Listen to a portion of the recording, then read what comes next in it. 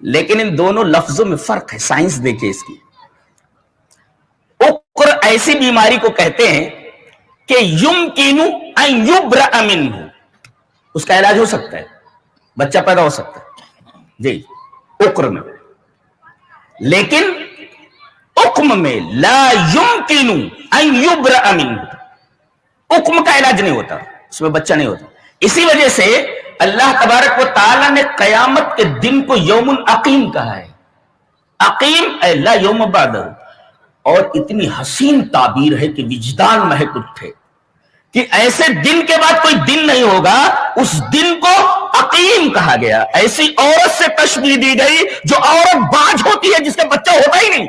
یہ یوم اے لا یوم بعدہ، اس کے بعد کوئی دن ہی نہیں ہوتا ہے. اتنی حسین تعبیر ہے کہ وجدان میں اٹھے. جیسے عقیم لا ولد لها، اسے لا یوم بعد، اس کے بعد کوئی دن ہوگا ہی نہیں. جیسے عقیم اگر ہو جائے عورت تو بچہ نہیں ہوتا آگے، ایسے ہی یہ دن ایسا ہے کہ اس کے بعد کوئی دن نہیں ہوگا. یعنی محال ہے کہ بچہ ہو. سائنس دیکھو، اس مفسر لکھتا ہے کیف ننطق عقیم وکیف ننطق الرا. تلفظ دیکھیے، وہ کہتا ہے را کا تلفظ کر کے دیکھو، الرا.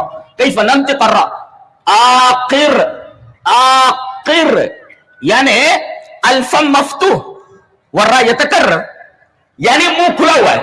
آقر، آقر دیکھو منہ کھلا ہوا ہے اور یتکرر. اس کا مطلب عقر میں بچہ پیدا ہونے کا امکان ہے، منہ تو کھلا ہوا ہے نا.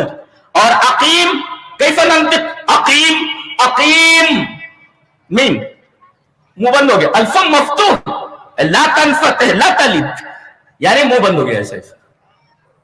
یعنی مفہوم تو مفہوم، لفظوں کی سائنس. آخر کا لفظ استعمال کیا گیا جیسے امکان ہے کہ بچہ ہو، لیکن عقیم میں بچے کا امکان نہیں ہوتا.